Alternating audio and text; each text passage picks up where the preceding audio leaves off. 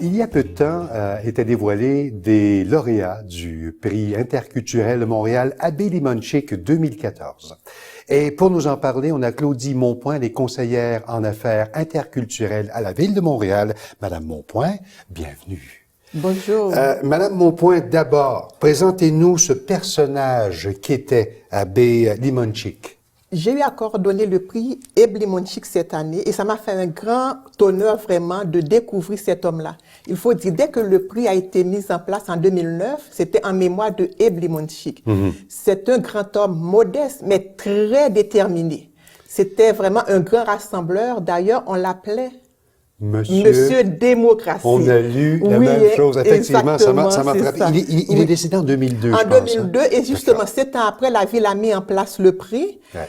Donc, et pour ceux qui l'ont connu, j'ai pas eu la chance de le connaître, malheureusement, c'était vraiment un grand rassembleur. C'est lui, il a été un des membres fondateurs de Rassemblement des citoyens et citoyennes de Montréal.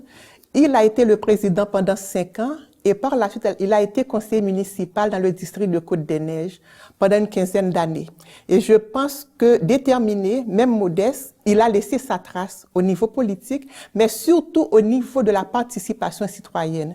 Et je pense que c'est là une de ses grandes forces vraiment, c'est de lutter pour que tout le monde, quelle que soit l'origine ethnique, à Montréal, ait une place, puisse participer à la ville de Montréal.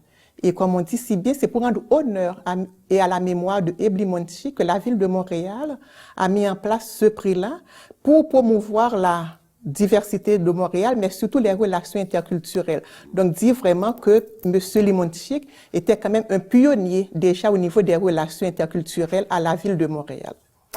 Si on en vient maintenant à ce prix biannuel, c'est annuel ou biannuel? C'est biannuel. Au début, c'est-à-dire les premières années, aux 2 ans. D'accord, ça veut dire, c'est ça, effectivement. Les premières années, on a eu 2 éditions, 2009-2010, mais par la suite, on a décidé vraiment que ce soit un prix, disons, aux 2 ans. Madame Monpoint, que veut souligner ce prix-là? Pas juste dans les petites lignes. Qu'est-ce qu'on veut aller souligner? Qui on veut mettre à l'honneur? Et M. Limonchick était, comme on dit, vraiment un grand rassembleur, quelqu'un qui a travaillé très fort pour que tout le monde puisse participer à la vie de Montréal. Quelqu'un qui a travaillé fort vraiment pour que chacun, quelle que soit l'origine, puisse dire vraiment, je suis citoyenne montréalaise.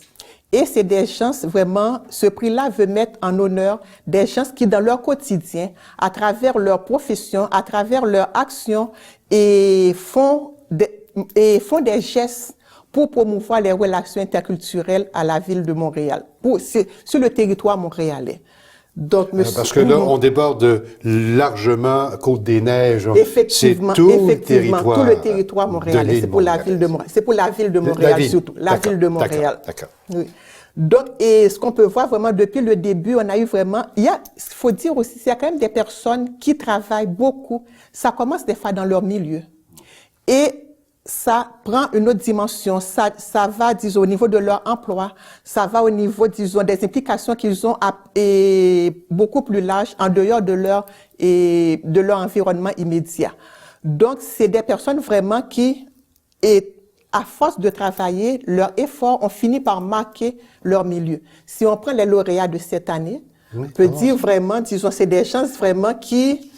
Est-ce que vous pouvez, parce que vous ouvrez une belle fenêtre, Madame Monpoint, justement, les lauréats 2014. Les lauréats 2014. Ce sont les derniers en lice. Les prix ont été remis au mois de novembre. Le 22 janvier 2000. C'est tout récent. C'est tout récent, okay. C'est tout récent.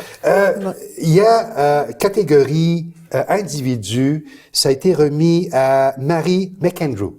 Mary McAndrew. Parlez-nous de Mary McAndrew. Ça. Donc, il y a 3 prix. Catégorie individu, catégorie organisme et catégorie entreprise. Oui.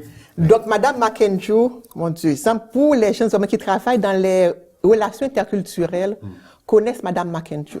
C'est une personne infatigable, qui a travaillé beaucoup au niveau de la recherche. C'est sûr qu'on peut dire vraiment c'est la recherche, mais qu'est-ce qui est important, qu'est-ce qui est intéressant, c'est que ces recherches viennent alimenter l'action terrain. Et Mme McAndrew s'est démarquée beaucoup au niveau dans le milieu scolaire, en mettant en place, disons, en favorisant avec les écoles la mise en place et de politiques et de programmes qui prennent en compte la diversité en milieu scolaire.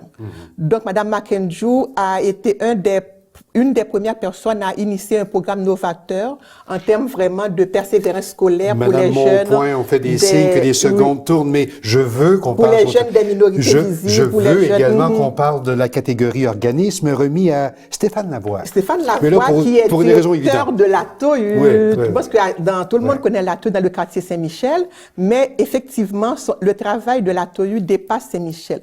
Mais en même temps aussi, ce que l'ATOU fait dans Saint-Michel est exemplaire pour l'intégration des jeunes, pour favoriser le métissage des cultures au niveau de Saint-Michel, que ce soit au niveau de sa programmation, qui a vraiment des gens, vraiment des artistes de différentes origines, des artistes vraiment, et on peut dire qu'ils sont nés au Québec, c'est ça. Multiculturel que l'ATOU.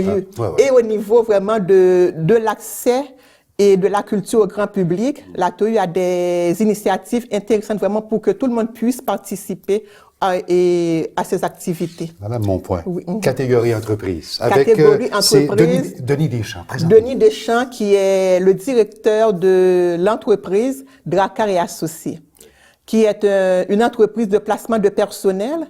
Et ce qui a retenu, disons, le jury, disons, au niveau de la présentation du dossier, c'était vraiment, on sentait qu'il y avait un désir de promouvoir le vivre ensemble au sein de l'entreprise.